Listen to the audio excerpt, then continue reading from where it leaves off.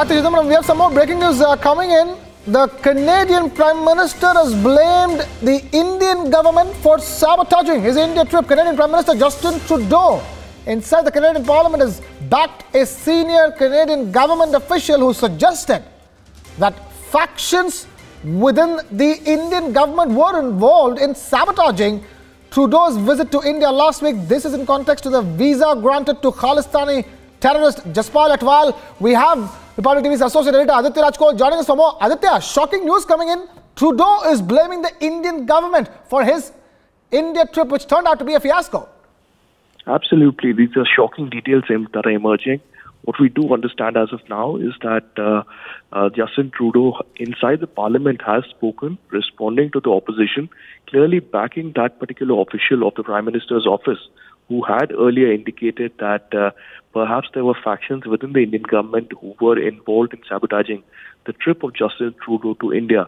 In fact, we know that Justin Trudeau was in India for almost a week, but there were many controversies surrounding Justin Trudeau's approach towards the Sikh separatism and, of course, Atwal, the particular person who was invited by the High Commission for a dinner in New Delhi. There was a massive controversy surrounding it. And now it is emerged that the Canadian government is directly blaming the Indian government for it. It is clear that the Indian government will take strong exception to it as of Kim Kardashian West is apparently in love with the Indian attire and jewelry. The actor reportedly revealed her desires to bring a popular reality TV show, Keeping Up with the Kardashians. Ranveer Singh will reportedly be holding a special Holi party this year for the popular American singer-songwriter Pharrell Williams. Williams is coming down to India during the time of Holi to launch his new clothing line, which is inspired by the Festival of Colours.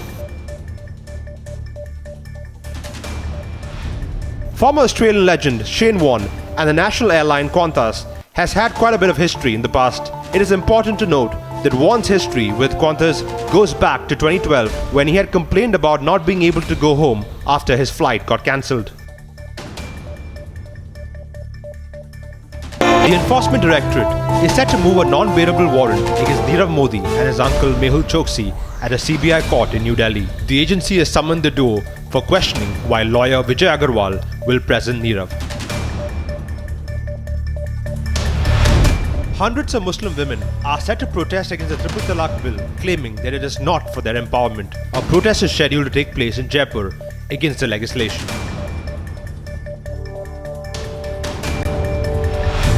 West Bengal Police has recovered a huge quantum of explosives from a house in Birbhum district. State Police raided a house in Talband village based on a specific intelligence input, but no arrests have taken place yet.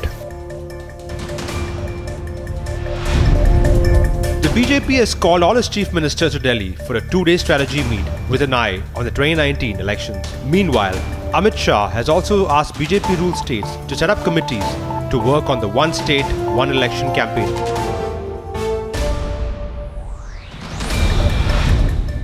It's a massive day in the Ryan murder case, with the Gurugram court set to frame charges against the accused Class 11 student. Earlier, the CBI charge sheet declared the student guilty of the crime.